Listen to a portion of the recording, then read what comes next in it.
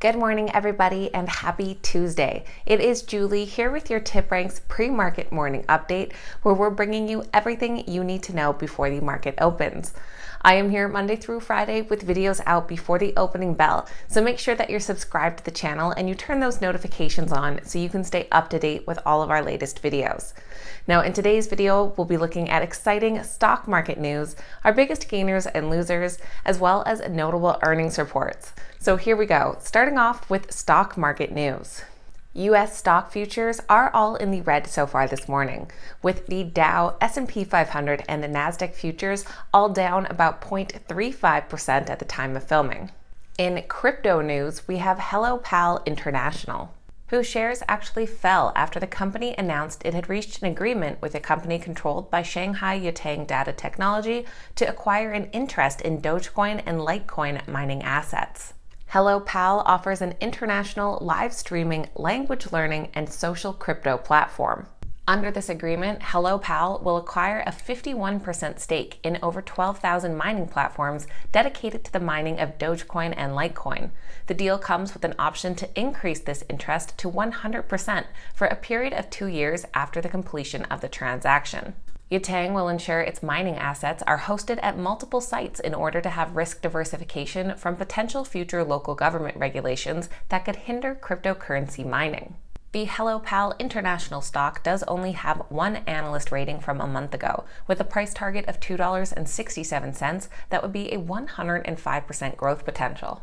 In additional cryptocurrency news, we have HUTWF mining, whose shares also fell after they made an announcement that they finalized a power purchase agreement with Validus Power to support HUTWF operations in Alberta, Canada.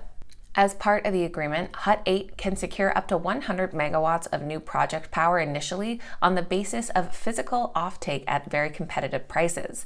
The deal includes an option to expand HUTWF mining's operations if the company decides to move beyond the first 100 megawatts. The launch date for the planned commercial operation of an initial 35 megawatts is the start of the fourth quarter in 2021. The HUTWF Mining Corp does have two analyst ratings. One is a hold rating at $9 per share for 20% growth, and the other a buy with a $14 price target for an 87% potential growth. Please note, like the first company, these are in Canadian dollars.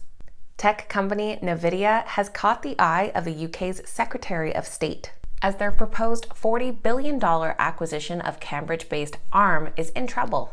As on Monday, the UK's Secretary of State issued an intervention notice on behalf of the UK government citing national security interests. In September of 2020, the $40 billion acquisition of ARM from the SoftBank Group was presented by Nvidia with the intention of building an artificial intelligence supercomputer powered by the two companies.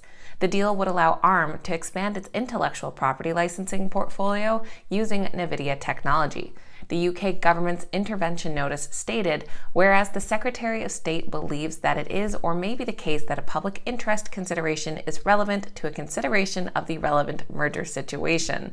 The notice also asks UK's Competition and Markets Authority to investigate the merger and compile a report by July 30th. The Nvidia stock does come in as a strong buy based on 27 analyst ratings. The average upside potential is about 9%, with several price targets being reiterated yesterday between 13 to 30% growth potential. In IPO news, fast-growing enterprise software company UiPath is expected to begin trading this week. On Monday, the company increased the IPO range from $43 to $50 to $52 to $54, as well as the number of shares to be issued, with the figure moving from 21.3 million to 23.9 million. UiPath is one of the leaders in the RPA, or robotic process automation market, which helps to automate and streamline tedious and repetitive processes. The UI platform is actually a hybrid of cloud solutions and Windows software, unusual for recent tech IPOs. UiPath plans to offer its shares on the New York Stock Exchange under the ticker symbol of PATH, or PATH, and the lead underwriters include Morgan Stanley and JP Morgan. And we've also heard from Whirlpool, who announced a share buyback program of $2 billion. This is in addition to the $531 million worth of the unused portion of their previous share buyback program as of December 2020. The company is also hiking its quarterly dividend by 15 cents to $1.40 per share. The dividend is payable on June 15th to shareholders of record on May 21st. Furthermore, a key event to keep an eye on for investors is Whirlpool's first quarter earnings, expected to be reported after market hours on April 21st. Analysts are expecting Whirlpool to report earnings per share of $5.02 on revenue of $4.78 billion. The Whirlpool stock comes in as a moderate buy based on 1 buy and 3 holds, and the current price would reflect a downside just shy of 2%. Now let's take a look at which companies are this morning's biggest gainers and losers. Starting off with our biggest gainer so far, and that is Kansas City Southern. Trading under the ticker KSU, they're currently up nearly 20% in the pre-market. We also have Syndax Pharmaceuticals under SNDX, who's currently up 13.5%, and Paladin Technologies under PTN, who's currently up nearly 10%. Some of our biggest losers this morning include 180 Life Sciences.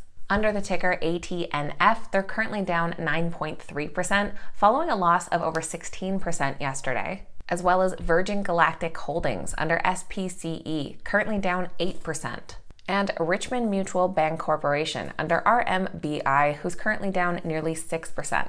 Now moving over to notable earnings reports. Starting off with Johnson & Johnson, who just reported this morning better than expected results. However, these results are likely to be overshadowed by the fact that their vaccine is currently still on pause here in the United States following some blood clot investigations. Johnson & Johnson reported $100 million in first quarter sales of their vaccine.